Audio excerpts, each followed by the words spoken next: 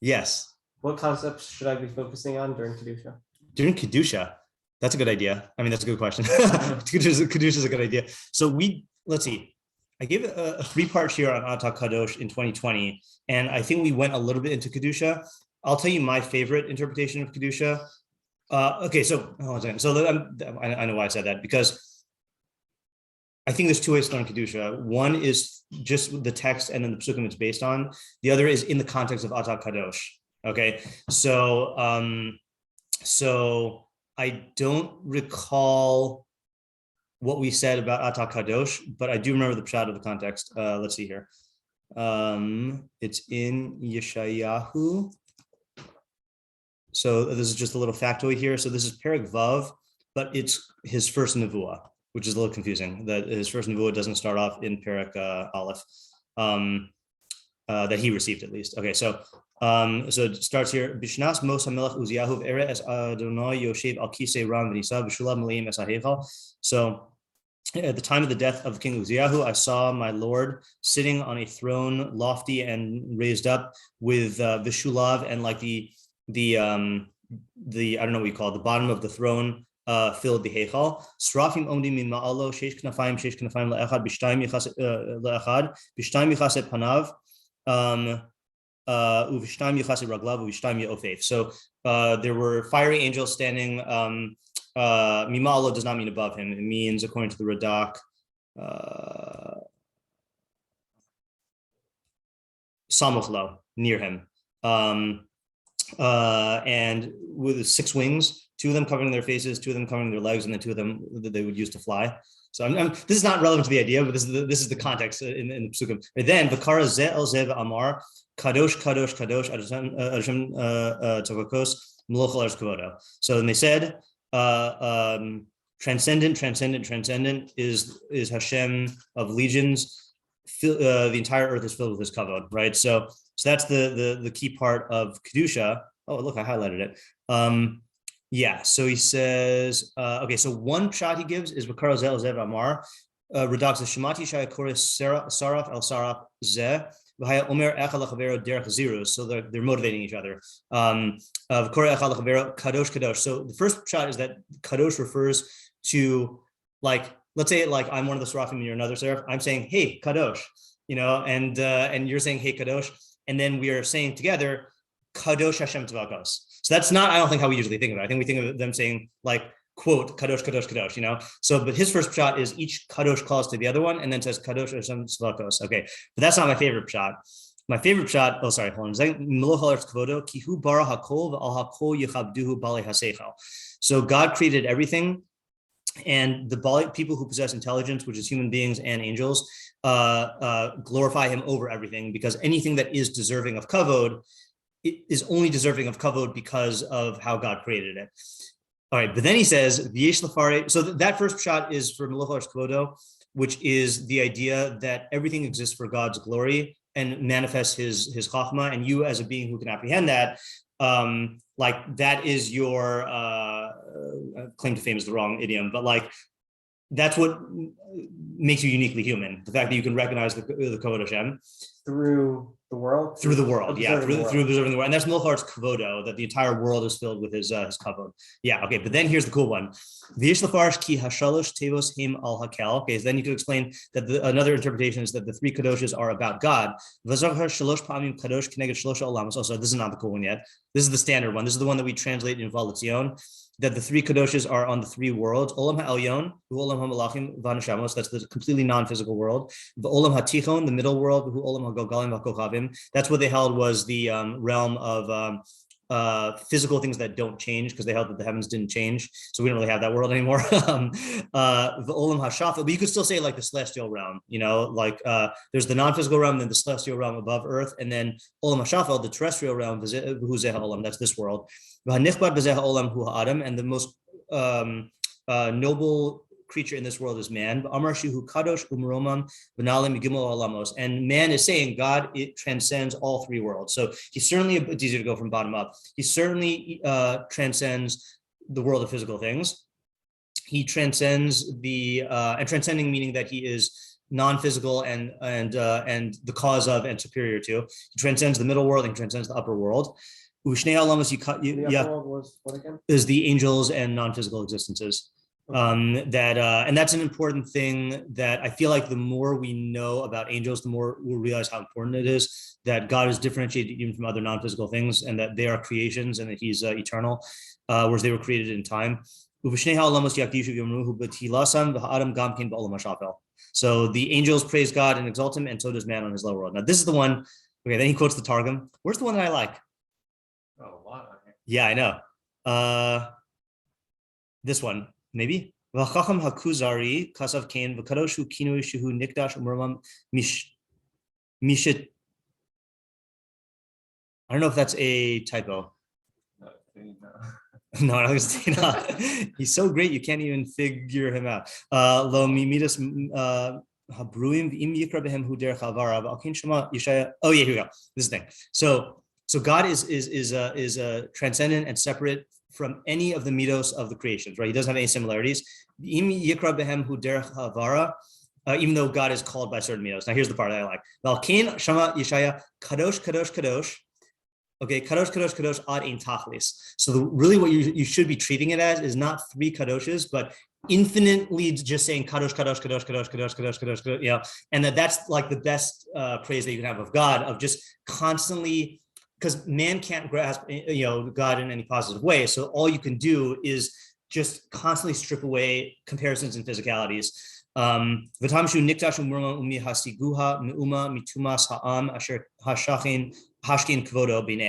it's saying that God is completely exalted and unapprehendable by the nation that is due to the impurity of the nation. This is talking about like a metaphysical impurity that he causes his kavod to dwell in.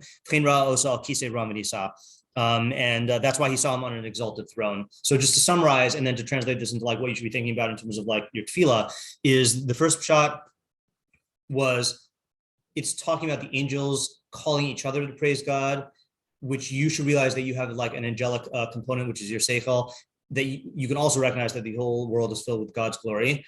That idea would be basically an affirmation of like your unique feature and like what all of this is about. It's the closest thing in the Shemona Esrei to an articulation of what man's purpose is in life, which is Yedias Hashem and recognizing Locharis Kavodo. And that's also the first bracha of the Sheva brachos, Shal Kol Bar Lekavodo, that everything is created for Kavod Shemayim, because that's the most we can say about the world. The second shot was emphasizing God's separateness from the other like categories of existence, and then the third shot is talking about God's incomprehensibility. That is, he's infinitely kadosh, and I think it's interesting that of the three of them, I think the third one segues most smoothly into Atachon and Ladam Da'as. Oh, actually, the first one also, right? Because you're right from going into Shevach about God and saying that the purpose of man is to like have Yedias Hashem, and yet God is incomprehensible. You go right into Atachon and Ladam Das and ask for knowledge. So that's a nice tie-in. And then just because I don't remember the idea that we said Atah Kadosh, there's a machlokus in the Rishonim about Atah Kadosh, V'Shimcha Kadosh, U'Kedoshim B'chol Yom Yahalu V'Salah. So who did you think Kedoshim refers to? Like, what's your kavanah for Kedoshim when you say that? Oh, I remember. Yeah. Oh yeah. I also remember hearing this. Oh yeah. Oh yeah. Sorry. Yeah, you guys listened to that share. Mm-hmm. Is that I always thought it referred to the angels because of Kadosh, Kadosh, Kadosh. But I don't know who said this, but there's a shot that refers to Klal Yisrael, and it's talking about the Amidah of Kedushah, that namely that you should transcend your physical, like and emotional and psychological pulls, and have your Tzelem Elokim in the driver's seat, and that you say Atah Kadosh as the lead into all your bakashos, because you're setting yourself up that b'halachta b'drachav, and then these are all the things I need for that. Now I don't know how that ties into Kedushah, but that was just the context of the bracha of Atah Kadosh. Yeah. He asked you a question about Atah Kadosh when we were in Migdal. Yeah. It's from that shir. Yeah, that's right. Yeah, I responded to that. Yeah, it's probably not in WhatsApp memory anymore, but yeah, I remember it was a good question. Yeah. Okay, next question. Yeah, Oren. Isaac also. I have a very Yeah. general question and then a Sure. follow-up that I actually care about. Mhm. So the initial sort of premise question is just, Yeah. what is the point of halacha? What is the point of halacha? It's a great question. So the most concise answer is that it's for our benefit, and it benefits us in three ways.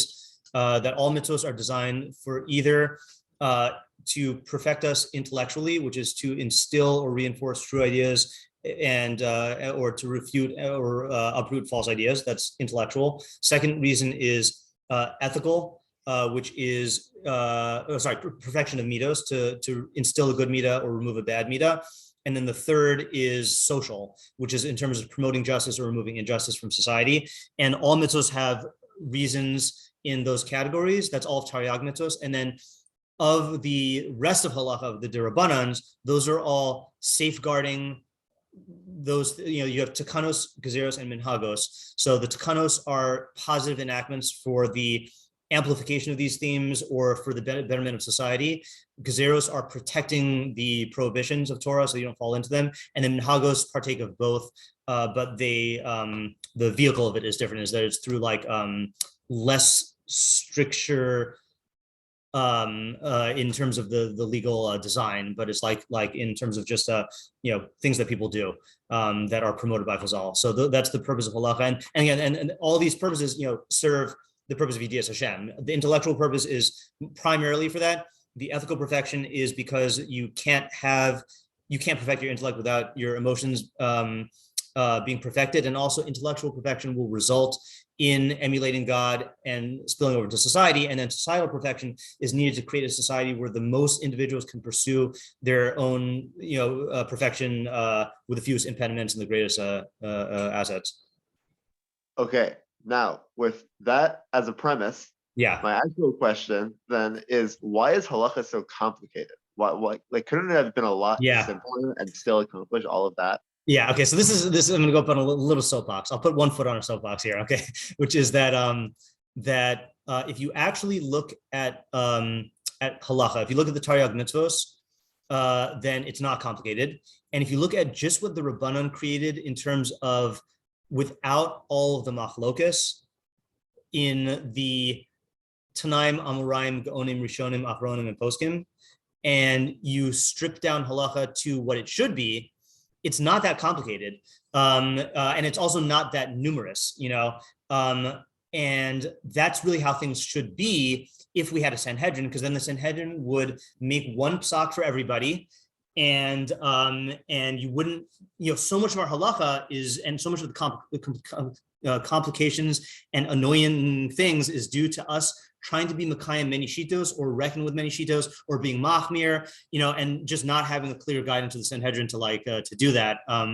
And a great number of the derabbanans also were only needed to be created because of deficiencies in people. That it's kind of like it reminds me of what Aristotle says, where if people were at peace with each other, you could do away with most laws. And then again, that's in Greek society. That's not laws that are designed for your perfection. So too in Torah, that if, to the extent that people are keeping the Doraisas, you don't need any of the Durbanans or most of the Durbanans. But historically, these things became necessary, and then they accumulate. And over a long period of sinful history of the nation, then there's a lot of accumulation. Sorry, I'm not going to read the chat, but so you're saying it's basically just like an accident of history almost? No, it's not entirely an accident of history. The part that's an accident of history is that we've been without a Sanhedrin for so long. I think there definitely is, the very fact that the Torah has an institution of a positive mitzvah to follow the Rabbanan and a negative mitzvah to violate them shows that this is by design, that we're going to need the Rabbanans, but there wouldn't be that many, and you wouldn't be trying to be machmir according to everything. And again, I urge you at some point to learn halacha. No, to go into an area of halacha where I think a lot of the halacha we see is just in Shulchan Aruch form. But when you go through any sugya with halacha l'maisa, especially my first exposure to this really was in the smicha stuff. There's so much stuff that we do that's just chumras upon chumras upon chumras. that are not necessary by Me'ikar Hadin, and I think it's a bit of a machlokus about whether like it's a good thing that we're keeping that, or it's like a necessary evil, or whether it's not even a necessary evil, but so much of like just page, the example I like to give is like, take any Pesach guide, for like on what do you call on Pesach, like they have these like Pesach halacha books, and it's like a thick book. Rambam has 8 chapters in Hilchos coming to Matzah, and only 5 of them are about like chametz, right? And or like in Shabbos, Rambam has like 30 chapters in Shabbos, as opposed to these like massive tomes of like Hilchos Shabbos. Halacha would be much, much simpler and pared down if it was just the basic halacha, even with the Durbanans, So that's what the Rambam was trying to do with the Mishnah Torah, is to create like a proxy Sanhedrin that all of Klal Yisrael follows one paradigm of halacha, and we're not trying to be like machmir with like all these different shitas. We're just going according to one, but he did not succeed. I think that's more of a feeling, like people feel safer with all these. Yeah. Like take the matzah, for instance, like on Pesach, like you really go by the halacha, like there's so many stringencies added upon. Right. That's a good example. Or here's another favorite example. I think I did this in a rant also 2 years ago, is Shnai Mikra, So Shnai Mikra is one halacha, right? Like in the Gemara, it's like a person should always be Mashli and Parshi Yosef Yitzibor, Shnai Mikra V'Echad Targum. But then you look at like in the Rambam, so it's a paragraph. Okay, fine. Because you have to address like what do you do if there's no targum on one. Then you look at the Achronim, and it's like halachos upon halachos about like what order should you do it in, and like what do you do on Simchas Torah, and like how should you distribute it throughout the week, and like what can you it's like all these other things. Like if you take any halacha, it's just branches upon branches upon branches that could be pared away if we had like a central authority. And that's to me, like, okay, people ask me oftentimes, like, this, I don't want to raise this as a separate question, but like what my version of Zionism is, I don't think we had a Sanhedrin today. I don't think it would be very good, because I think the Sanhedrin would be fraught with lots of political stuff. But like, I yearn for a Klal Yisrael that has a centralized halacha authority that is the greatest chachamim in the nation, because, like we could cut away with a lot of stuff that just is halachic, baggage, that has accumulated throughout the ages. All right, stepping my foot off the soapbox now. Yeah. Do you think that people would be able to actually, let's say there were a Sanhedrin, you think people would like emotionally be able to step away from a bunch of the stringencies? I think that's a great question. I think the Sanhedrin would have to deal with that in terms of transitioning people, and how they do that is a good question. I think it'll be a lot easier if, depending on how things play out with Yemos Mashiach, if the vast majority, and I don't mean to laugh about this, if the vast majority of Klal Yisrael dies, in Milchamas Gog and Magog, it's gonna be a lot smaller of a group. And depending on when Tchias Mesim happens, if you hold Tchias Mesim only for tzaddikim, I think it'll be a lot easier to get the remnant on board with like, with that kind of transition, and for many reasons. Oh, one more answer to your question, Oren. This is a different version of the question.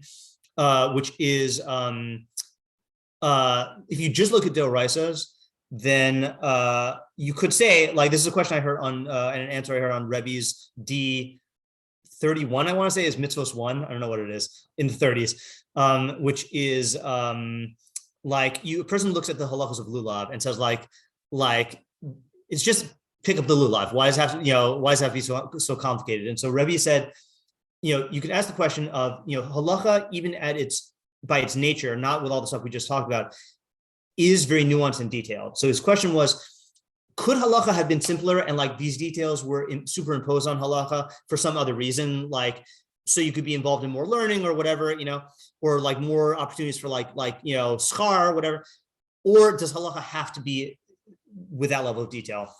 And Rebbe's answer was it has to be that way. And the example he gave is, he said, if a kid is like eating breakfast and drops his spoon and the mom says, pick up your spoon, so the kid can pick it up, okay? Because the mom is just trying to convey like what the objective is, and like the kid understands what the mom means. But with God is the source of all chachma. So just like in nature, every single aspect of nature is filled with chachma because it emanates from a being who is the source of all chachma.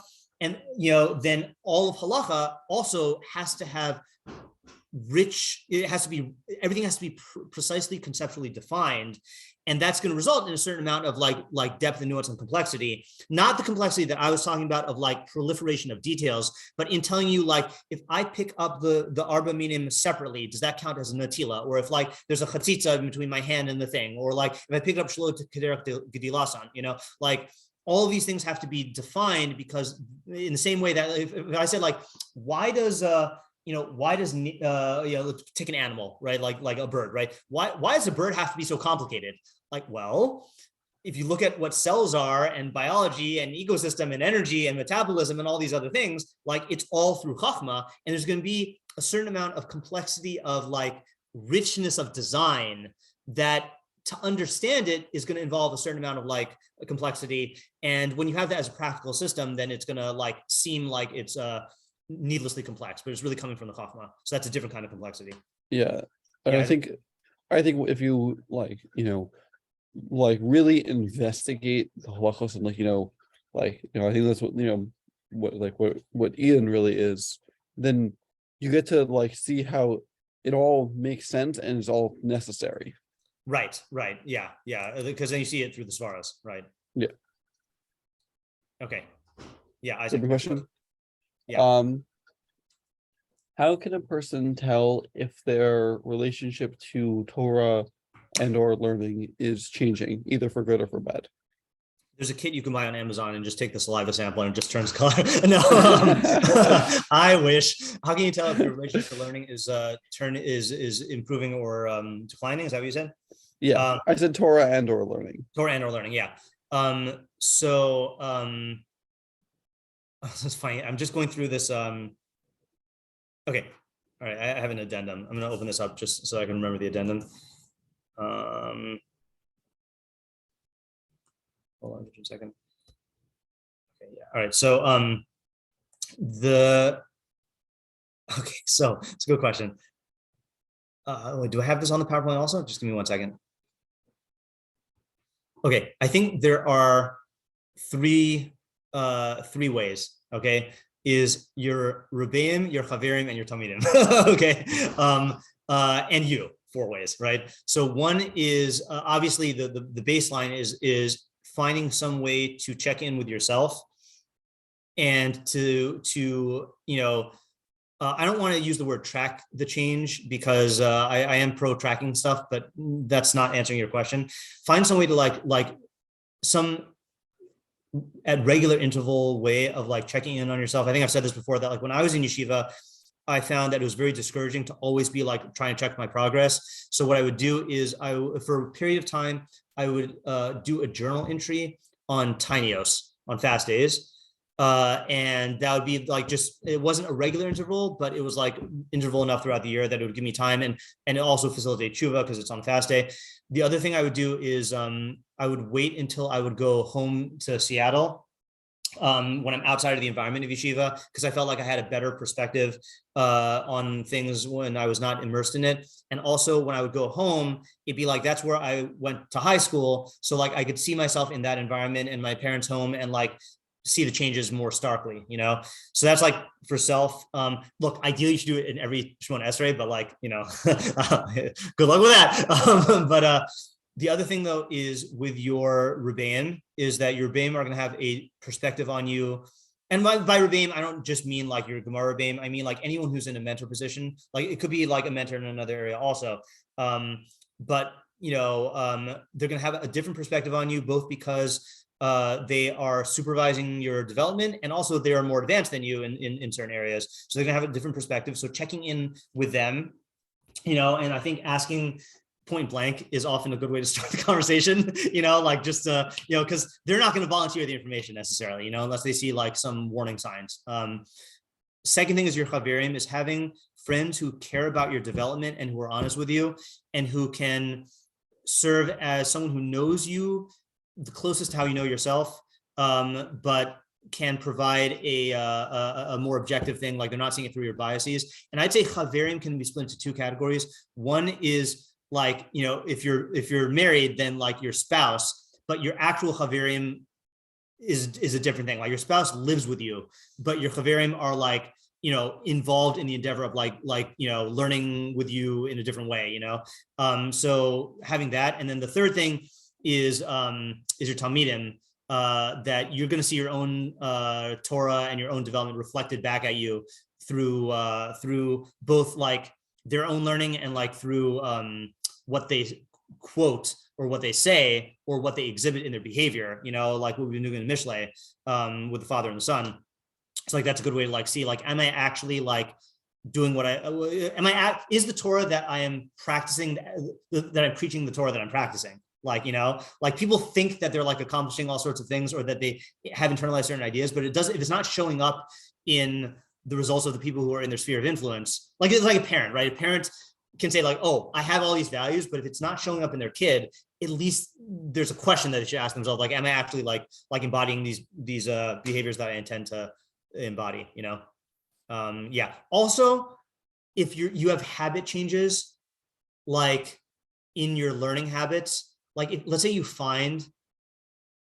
think you have a regular chavrusa, and then you suddenly realize that I've like canceled the chavrusa like half the time, or you in your mind, you're like, oh, I go to such and such shir, and then you realize, oh, in the last month, I've only been once. That's like a red flag, that is declining. In terms of improving, I think, and then maybe this is just me, but I think you're going to have to be seeing new vistas in your learning. Like things are just going to be opening up in terms of your understanding of fundamental areas or your methodology or like new types of questions. And like, I just speaking personally, like that is going to continue to happen as long as you're growing in your learning. And there are such things as plateaus, but like if it's plateau for too long, then maybe that's a sign that like you need to change your relationship with learning somehow. Yeah. Within that, so atomic habit style, where, yeah, I mean, the last thing you said of like, you'll see that you're hitting new vistas. Yeah. Where a lot of times it's just like a lot of the going more and more and more and more, you're not going to see anything until you hit a certain point. Yeah. Like we need something like ice cube. It's like 25 degrees, 26 degrees, 27 degrees. It is going up, you're just not seeing it. Right. So that's a good point. Then like using that vista to know, well, how are you gonna know whether or not you're hitting plateau? Right. So part of it is trusting in the process, and it's funny because Chazal do give shirim, like they do say that.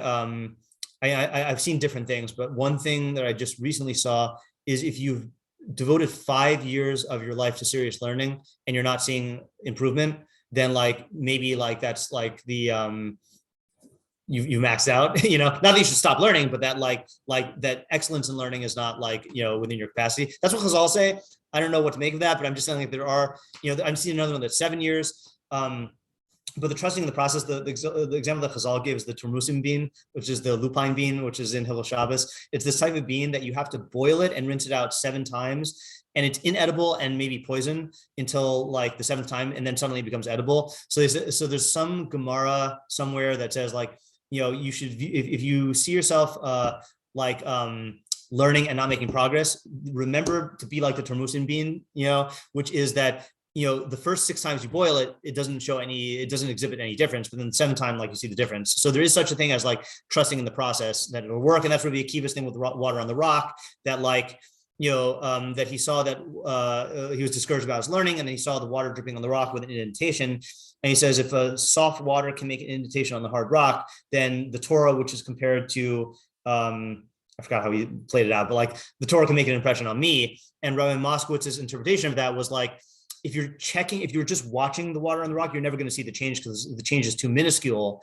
But if you were to look at it and then go over there and then come back after a while, you'll see the change. And so it might just be a matter of your perception, but the change is happening. It's just a small pace. Slow pace, yeah. Okay, the addendum I was going to say is I used to give this presentation to the 12th graders about like when they're going off to college, about living. Most of them were raised in a Jewish bubble, so like how to live as a Jew in a non-Jewish world when you're like on a college campus with like people who are not Jewish. So one of the things, is this recorded in like online? I don't think so, actually, because I did this for Shalhevet, but I don't think I have a recorded version of this. So one of the things is in lesson 4. Oh no, Yeah. So in lesson 4 was, this is just a good reminder. Hold on. Don't let the perfect be the enemy of the good. Your level of religiosity will fluctuate. Okay, this is like, again, this is talking to 12th graders, but I think it applies to like when you're like, certainly when you're in your like early 20s, late teens, early 20s. You will make mistakes. You will make bad decisions. You will do ththings that you regret. Don't beat yourself up over it. Being a good Jew isn't an all or nothing deal. Shuv exists for a reason. And then we had, I sprinkled this through, this with like testimonies from like my own, friends and students who were in college. So Danny, who went to University of Washington, said, obviously, the ideal is maintaining your level of religiosity. However, most of us fall back a bit. A really important part of the process is forgiving yourself for any religious shortcomings while striving to do better in the future. If every small indiscretion or mistake, for example, like not going to minyan, is viewed as a tragic failure, it's easy to overload yourself with guilt. If Jewish observance becomes associated with burdensome guilt and unhappiness rather than joy, it's easy to become disenchanted with religiosity as a whole. So forgive yourself if and when you slide back, but remain determined to keep moving forward. And the same is true if you're learning also, like, especially let's say like you, Isaac, who recently entered the workforce, like you're going to experience fluctuations in terms of your level of learning, and your ability to like devote time to learning in that. And like, if you make the perfect enemy of the good, you're going to end up like, running away from learning because of it's associated with guilt feelings, and that's bad. Or you're just going to like bounce back in the other direction and like try to compensate by making unrealistic commitments. So like realize it's going to fluctuate. And then once you realize it's going to fluctuate and there's tshuva, then it's healthier. Yeah. Okay, next question. Okay, Isaac. I have another question on like the same general area. If no one else has any questions. I have another question. Okay, David has a question. No, but it's a similar sounding area, but it's not the same. Okay, sure. So go ahead. No, I want someone to ask like a buffer in between. Okay, buffer question. Go ahead, Isaac. But it sounds like Isaac is not asking. Oh, not buffer. Okay, well, whatever. Some go. Okay. I'll go. So I know there are statements in others about like for example like ehov halacha, about like loving work. Yeah. Not just like treating it as a necessary evil. Yeah. So I'm wondering what that idea is. Yeah. Yeah. So that's a good question. So I haven't learned that Mishnah in a while, so I can't say that this is what the Mishnah means, but I will go to the shot of that I have given a lot before when this is my go-to puzzle for yeshayihu. I'm gonna say it anyway, but we'll pivot from that to the answer. So she seeks out wool and linen, and her hands work with alacrity, or with desire. Her hands work with desire. So so she makes garments, for herself, for her household, and then to sell. And the seeking out of the wool and the linen is like the least glamorous part of the process. That's like getting the raw materials. Yet she does it with desire. So what's the idea? The idea is, first of all, she values the final product, and she realizes that the means are a means to that end. In other words, if she thought like, I just have to like get through this in order to like be able to be involved in making dresses, it's not real to her that this is actually a means to the end, that the only way to get good dresses is to like make good, to find good materials. So because the end is real to her and she values it, and it's real to her that this is a means to that end, then even when she's involved in like the non-glamorous parts of the process, then she works with desire. And the example I usually pair with this is, again, one of the top 10 documentaries ever, Jiro Dreams of Sushi, about the sushi chef, best sushi chef in the world, and like talking about how he would go to the marketplace and like look at the examine the tuna, the raw, the big tuna carcasses, and and he would go to his rice merchant and get the finest rice, and like every part of the process is going to help. Now, that is talking about making a product, but part of that mentality I think can be attached to work, that if you realize that work is necessary in order for you to be able to be involved in learning, and it's real to you, so then you will have a certain type of like eagerness to do the work, as opposed to if you psychologically relate to it as though I don't need to do this and I'm being forced to do this. then it's going to be an obstacle. Like there's this fantasy that I can somehow just like be sustained like magically, like as if mun is falling in the midbar, and like also that's like one type of application. The other type of application is is strategies to like make your work enjoyable. I have never asked you about this yet, but talk to Sean, who managed to do that with his campers, making their menial chores enjoyable. Apparently you have some strategies. And then the third thing is like, and this might not be applicable to everyone, is, it's a big machlokes of like, do you find a job that is fulfilling, even if it makes you less money? Or do you find the job that makes you, the money that you need or the most money, even if it makes you miserable? And I say machlokas in the sense that people do, people advocate different things. I don't think I could tolerate it if I had a job that made me miserable. Like some people could do that. They just put in the work and then like get their fulfillment after work. I don't know how I could live with that. But evidently some people can, or they force themselves to, or they just die early deaths in their 20s while their body continues to go on. Yeah. Okay, Double, what's your question that sounds the same? But okay, so similar sounding, I came in like before, so it has like actually nothing to do with okay, sure. Okay. So I was talking with one of my friends about when you allow yourself to like you lay yourself off easy on something, it's like you're not holding yourself to a high standard. Yeah. So how do you, or is there a way that you are able to tell when that's like laying yourself off easy because like you need it and you're not able to hold yourself to something so high of a standard? Yeah. Or when you're just laying yourself off easy and it's not good? Yeah, it's a good question. Trying to think of an example, but one example.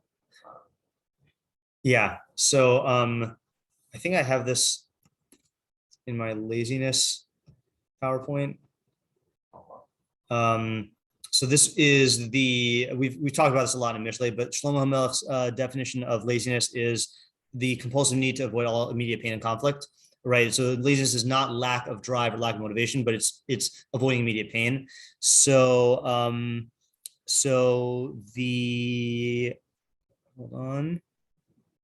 Oh yeah. So this pasuk, which we have done this. No, not that one. Oh yeah. No, hold on. Yeah. We have not done this one. Chacham atzel be'einav mishive tam. A lazy person is wiser in his own eyes than seven who answer sensibly. So one of the tricks is to rationalize, okay, to serve your laziness. And the anti-laziness tactic is to detect when you're rationalizing. So that's the question here is, are you letting yourself off the hook in a rational way, or are you doing it, are you rationalizing? So the question is, how can you tell when we're rationalizing? So I have three ways, okay? One is asking other people. And the more the person knows you, the better, like you tell them the thing. And a lot of times, as if let's say you have a good friend, you start talking and they start giving you that look of like, you're just lying to yourself, man, So like, that's one way.